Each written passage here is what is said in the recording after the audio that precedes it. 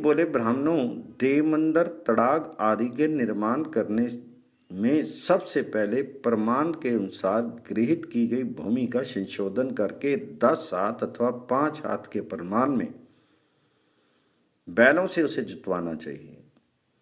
देव मंदिर के लिए गृहीत भूमि को सफेद बैलों से तथा कूप, बगीचे आदि के लिए काले बैलों से जुतवाएं। यदि वह भूमि गृह याग के लिए हो तो उसे जुतवाने की आवश्यकता नहीं है, मात्र उसे स्वच्छ कर लेना चाहिए। उस पूर्वोक्त स्थान को 3 दिन जुतवाना चाहिए। फिर उसमें 5 प्रकार के धान्य बोने चाहिए। देव पक्ष में तथा उद्यान के लिए 7 प्रकार के धान्य वपन करने चाहिए। मूंग, उड़द, धान, तिल, सांवा ये 5 व्रीहिगण हैं। मसूर और मटर या चना मिलाने से 7 व्रीहिगण होते हैं। यदि ये बीज 3, 5 या 7 रातों में अंकुरित हो जाते हैं तो उनके फल इस प्रकार जानने चाहिए कि 3 रात वाली भूमि उत्तम, 5 रात वाली भूमि मध्यम तथा 7 रात वाली भूमि कनिष्ठ है। कनिष्ठ भूमि को सर्वथा त्याग देना चाहिए। श्वेत, लाल, पीली और काली इन 4 वर्णों वाली पृथ्वी क्रमशः ब्राह्मण आदि 4 वर्णों के लिए प्रशंसित मानी गई है।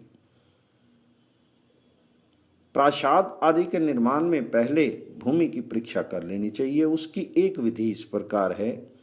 लगभग 1 हाथ लंबा बिल्व काष्ठ को 12 अंगुल के गड्ढे में गाड़कर उसके भूमि से ऊपर वाले भाग में चारों ओर 4 लकड़ियां लगाकर उन्हें ऊन से लपेटकर तेल से भिगो लें।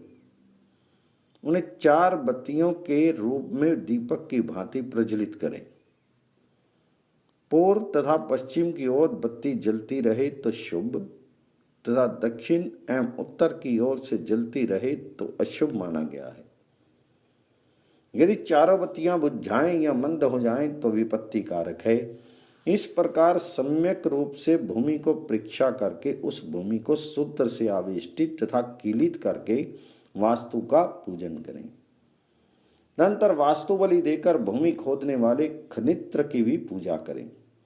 वास्तु के मध्य में 1 हाथ के पैमाने में भूमि को घी, मधु, स्वर्ण मिश्रित जल तथा रत्न मिश्रित जल से ईशान अभिमुख होकर लीप दे। फिर खोदते समय आभ्रमण इस मंत्र का उच्चारण करते हुए